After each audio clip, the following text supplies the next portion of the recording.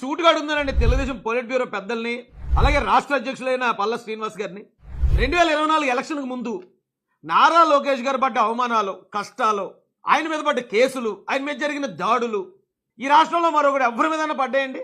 అన్ని కష్టాలు పార్టీ కోసం పడ్డవాడు ఇంకొకటి ఎవరన్నా ఉన్నారా? అలాంటి వ్యక్తిని వేళ కొన్ని పరిమితులు విధించి అలా ఎక్కడ పడితే అక్కడ కూర్చోబెడతా ఉంటే ఆయన్ని చూసి పార్టీలోకి వచ్చిన మాలాంటి వాళ్ళకి చాలా మందికి చాలా బాధగా ఉందండి. ఆయన కష్టంతో దాదాపు 134 మంది ఎమ్మెల్యేలు గెలిచారు తెలుగుదేశం పార్టీకి. అందులో 90 మంది ఓటేస్తే ఆయన సీఎం అండి. అయితే పెద్దలు ఒకవేళ చంద్రబాబు నాయుడు గారు ఆయన ఏం ఆలోచిస్తారో అందరికీ తెలిసిందే. వాళ్ళు ఏమనుకుంటారో, వీళ్ళు ఏమనుకుంటారో, ఇది వారసత్వం అనుకుంటారేమో, లేకపోతే దీన్ని మరొక రకంగా విమర్శిస్తారేమో అని పెద్ద ఆయన ఆలోచిస్తాడు. అది అందరికీ తెలిసిన విషయమే. కానీ మన అందరం గుర్తుపెట్టుకోవాల్సింది, రేపు భవిష్యత్తులో ప్రజలందరికీ గుర్తుండేది నారా లోకేష్ గారు ఏ పదవిలో ఉన్నారనేది తప్ప ఆయన మీద వచ్చిన విమర్శలు కాదు. 100 మంది 100 రకాలు విమర్శిస్తారు. ఈయనకి అర్హత లేకపోతే మీరు ఇబ్బంది పడాలి, కానీ ఇన్ని అర్హతలు ఉన్న వ్యక్తిని అలా లో ప్రొఫైల్లో చూడడం మాకు నిజంగా చాలా బాధగా అనిపిస్తుందండి. నేను రాష్ట్ర అధ్యక్షుల్ని అలాగే పొలిట్ బ్యూరో సభ్యులను ఒకటే కోరుకుంటున్నాను, ఒకవేళ ఆయన సీఎం చేయడం అనేది పెద్ద ఆయన ఆలోచిస్తారు, దానికి ఇంకా సమయం పడుతుంది అంటే ఓకే, కనీసం ఆయన్ని ఇమీడియట్గా డిప్యూటీ సీఎంగా ప్రకటించండి సార్. డిప్యూటీ సీఎంగా అనౌన్స్ చేసి ప్రతి గవర్నమెంట్ ఆఫీసులోనూ ఆయన ఫోటో కూడా పెట్టండి.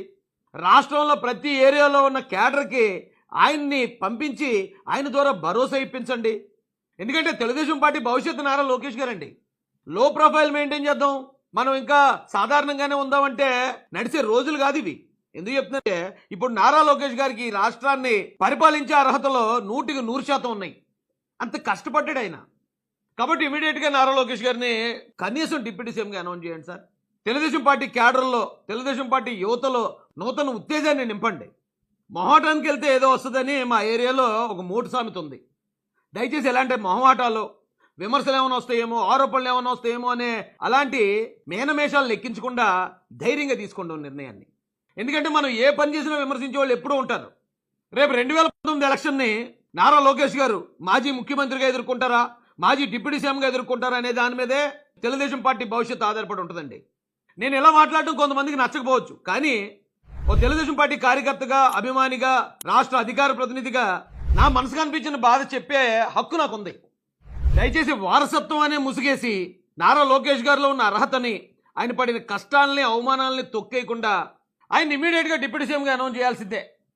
నేను ఎలా మాట్లాడటం పార్టీలోనూ కొంతమంది పెద్దలకు నచ్చకపోవచ్చు. అయితే లోకేష్ గారికి ఏమి ఇవ్వాలో రాజేష్ మాస్ అని చెప్పాలా, అది చంద్రబాబు నాయుడు గారికి పొలిట్ బ్యూరో సభ్యులకు తెలీదా? లోకేష్ గారే కదా వారసుడు, ఆయన చేతుల్లోనే కదా అధికారాలు ఉంటాయని కొంతమంది మాట్లాడొచ్చు. కానీ లోకేష్ గారి అభిమానులుగా ఆయన ఎక్కడో మూలను చూడడం మాకు నచ్చట్లేదండి. ఒక మీటింగ్ జరుగుతుందంటే గౌరవ ముఖ్యమంత్రి చంద్రబాబు నాయుడు గారు, గౌరవ డిప్యూటీ సీఎం పవన్ కళ్యాణ్ గారు, వారిద్దరితో కలిపి నారా లోకేష్ గారిని కూడా అలా చూడాలని మేము భావిస్తున్నాం, మేము కోరుకుంటున్నాం. ఈ రాష్ట్రంలో ఉన్న యువత కోరుకుంటున్నారు. ఎందుకంటే ఆయన యువగళం పాదయాత్ర ఈ రాష్ట్రంలో ఉన్న ఎంతో మంది యువతను తెలుగుదేశం పార్టీకి దగ్గర చేసింది. కాబట్టి లోకేష్ గారిని మేము హీరోగానే చూడాలనుకుంటాం, ఆయన ఒక నాయకుడిగా చూడాలనుకుంటాం తప్ప ఒక సాధారణ వ్యక్తిగా, ఎమ్మెల్యేలతో సమానంగా ఎక్కడో 3వ లైన్లోనో 4వ లైన్లోనో కూర్చునే వ్యక్తిగా మేము చూడాలని అనుకోవట్లేదండి. ఈ విషయంలో తెలుగుదేశం పార్టీ రాష్ట్ర అధ్యక్షులు అలాగే పొలిట్ బ్యూరో వారితో పాటు గౌరవ డిప్యూటీ సీఎం పవన్ కళ్యాణ్ గారు కూడా చొరవ తీసుకుని ఈ కార్యక్రమాన్ని ముందుకు తీసుకెళ్లాల్సిందిగా హృదయపూర్వకంగా రిక్వెస్ట్ చేస్తూ జై భీమ్, జై భారత్, జై జనసేన, జై తెలుగుదేశం, జై చంద్రబాబు.